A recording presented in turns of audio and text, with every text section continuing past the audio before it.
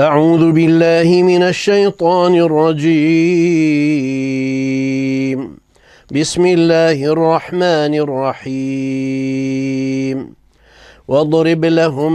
مثلا الرجلين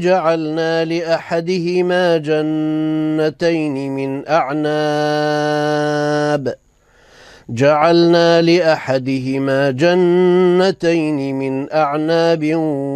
وحففناهما بنخل وجعلنا بينهما زرعا كلتا الجنتين آتت أكلها ولم تظلم منه شيئا وفجرنا خلالهما نهرا وكان له ثمر فقال لصاحبه وهو يحاوره أنا أكثر منك مالا وأعز نفرا ودخل جنته وهو ظالم لنفسه قال ما أظن أن تبيد هذه أبدا وما أظن الساعة قائمة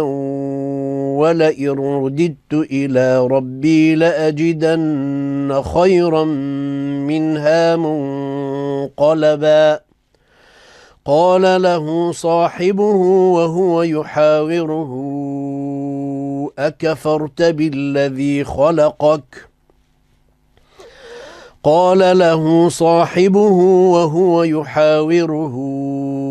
أكفرت بالذي خلقك من تراب ثم من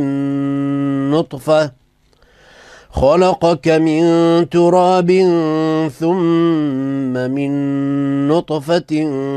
ثم سواك رجلا لكن هو الله ربي ولا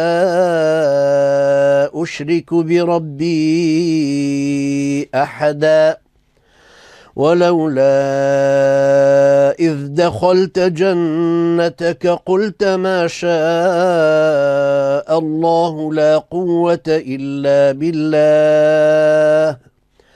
إن ترني أنا أقل منك مالا وولدا فعسى ربي أن يؤتيني خيرا من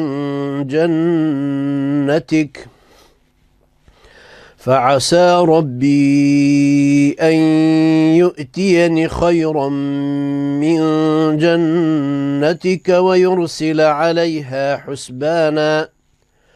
ويرسل عليها حسبانا من السماء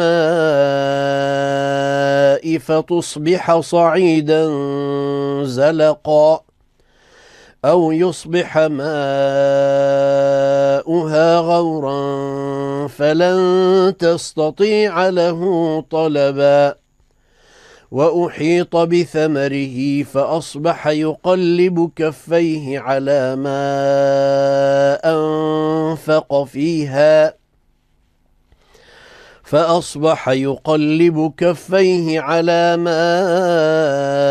أنفق فيها وهي خاوية على عروشها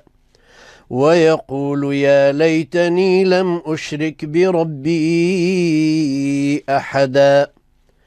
ولم تكن له فئة ينصرونه من دون الله وما كان منتصرا